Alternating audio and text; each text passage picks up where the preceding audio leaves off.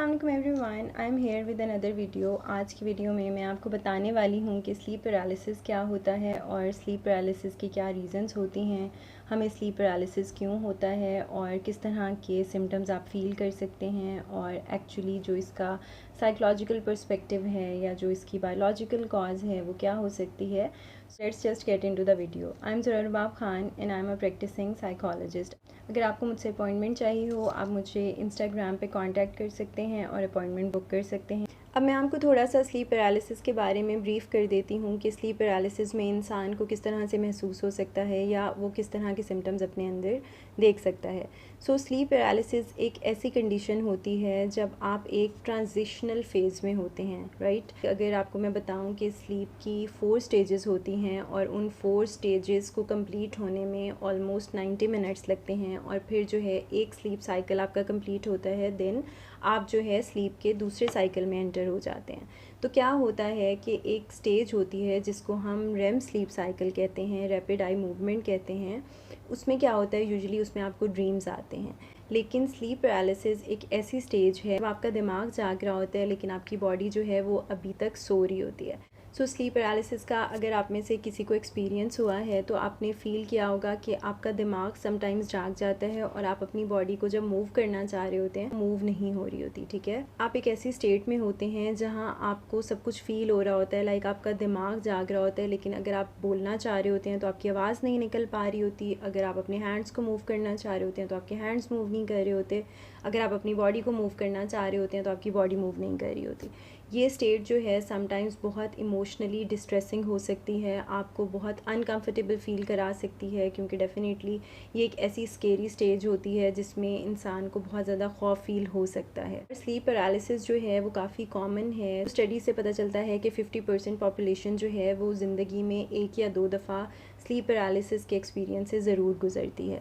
So sleep paralysis जो है usually rapid eye movement cycle में होता है। जो फीलिंग्स होती हैं वो इस तरह की डिस्कम्फर्टिंग सी होती हैं। समटाइम्स हेलुसिनेशंस भी अटैच होती हैं इसके साथ। हेलुसिनेशंस मीन कि आपको कोई चीज़ दिखाई दे रही होती है, ठीक है। और बहुत सारे लोग इसे जन्नात के साथ या किसी साए के साथ भी एसोसिएट कर देते हैं। उनको लगता है कि शायद उनके साथ कोई प्रॉब्लम चल रही है या उन पे कोई साया हो गया है, किसी जिन का साया है या वो किसी ऐसी चीज़ से गुजर रहे हैं, तो वो इस तरह के सुपरस्टिशंस में भी चले जाते हैं और काफ़ी ज़्यादा खौफज़दा हो जाते हैं, परेशान हो जाते हैं। यूजुअली स्लीप पैरालिसिस जो है वो एक ट्रांजिशनल फ़ेज़ होता है जिसमें आप जो है हाफ़ अवेक होते हैं या हाफ़ स्लीप होते हैं।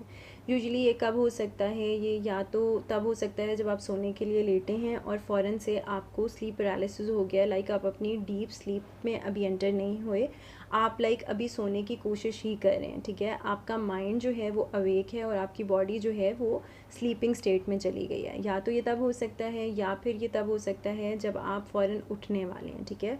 रैपिड आई मूवमेंट है, आप कोई ड्रीम देख रहे हैं, आप उस स्टेज ऑफ स्लीप में हैं और आप जो है उठना चाह रहे हैं, तो आपका दिमाग जाग गया लेकिन आपकी बॉडी के मसल्स जो हैं वो स्टिल अभी स्लीपिंग पोजीशन में। दैट मीन्स कि आपको एक पैरालाइज्ड स्टेट फ़ील हो सकती है। जो आपकी कंडीशन है वो एक पैरालिसिस वाली हो सकती है, लाइक जिसमें आप अपने मसल्स को मूव नहीं कर पाते। सो स्लीप पैरालिसिस को अगर देखा जाए तो ये आपके लिए हार्मफुल नहीं होता, लेकिन ये जो स्टेट होती है ये काफ़ी स्केरी हो सकती है या आप उससे बहुत ज़्यादा खौफज़दा हो सकते हैं, क्योंकि इसके साथ फ़ियर लिंक होता है। आप डर के उठ सकते हैं, आप फ़ौरन से परेशान होकर उठ सकते हैं। यूजुअली इसका जो ड्यूरेशन है वो कुछ सेकंड्स से कुछ मिनट्स तक चलता है। एवरेज अगर हम ड्यूरेशन देखें तो वो 6 मिनट्स है, इससे कम भी हो सकता है, यूजुअली 1-2 मिनट में भी ख़त्म हो जाता है। और जो आप हेलुसिनेशंस देख रहे होते हैं उसमें आपको कोई स्केरी सी शक्ल नज़र आ सकती है, कोई ऐसे साया सा नज़र आ सकता है और आप उससे बच रहे होते हैं। आपको फीलिंग ऑफ चोकिंग भी हो सकती है, लाइक आपको ये लग सकता है कि आपका जो गला है वो जकड़ा गया है या आपको चेस्ट पे प्रेशर फील हो सकता है। अब हम बात कर लेते हैं कि स्लीप पैरालिसिस आपके लिए कितना हार्मफुल है। अगर हम मेडिकली देखें तो ये आपके लिए हार्मफुल नहीं होता, क्योंकि ये एक स्टेट ऑफ माइंड है जिसमें आप जो है हाफ़ अवेक होते हैं और हाफ़ स्लीप होते हैं और कुछ मिनट्स के बाद आपकी बॉडी जो है वो रिकवर कर जाती है, ठीक है। लेकिन आपकी बॉडी को वो प्रॉपर टाइम चाहिए होता है, वो 1-2 मिनट का या 3-4 मिनट का, जितना भी टाइम हर इंसान का डिफरेंट हो सकता है, वो ड्यूरेशन जो एक होता है वो पूरा करके आप उस स्लीप पैरालिसिस की स्टेट से बाहर आ जाते हैं। बहुत सारे लोग ये कंप्लेन भी करते हैं कि जब वो स्लीप पैरालिसिस से बाहर आते हैं वो एक फ़ियर और एक शॉक की कंडीशन में होते हैं। उसका रीज़न साफ ज़ाहिर है कि वो एक ऐसी स्केरी स्टेट से गुज़रते हैं, तो उसका आफ्टर इफ़ेक्ट कुछ देर रहता है। और बहुत सारे लोग ऐसे होते हैं कि जिनकी स्लीप हाइजीन ख़राब हो जाती है, लाइक वो सोने से डरना शुरू कर देते हैं, वो प्रॉपर्ली सो नहीं पा रहे होते।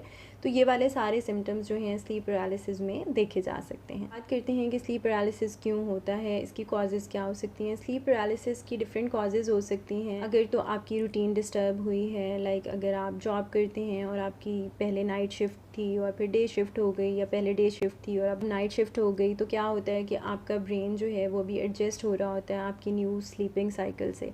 या अगर आपको जेट लैग है, ट्रैवल किया है और जो है टाइम डिफरेंस की वजह से आपको स्लीप पैरालिसिस की स्टेट का सामना करना पड़ सकता है। इसके अलावा जो लोग स्लीप डिसऑर्डर से गुजरते हैं, किसी भी तरह का स्लीपिंग इशू उनको होता है, उनमें भी चांसेस बढ़ जाते हैं कि स्लीप पैरालिसिस की स्टेट आपको आ सकती है। और रिसर्च से पता चलता है कि एक और इम्पॉर्टेंट चीज़ जो स्लीप पैरालिसिस के साथ अक्सर ही एसोसिएटेड होती है या रिलेट की जाती है, दैट इज़ नार्कोलेप्सी।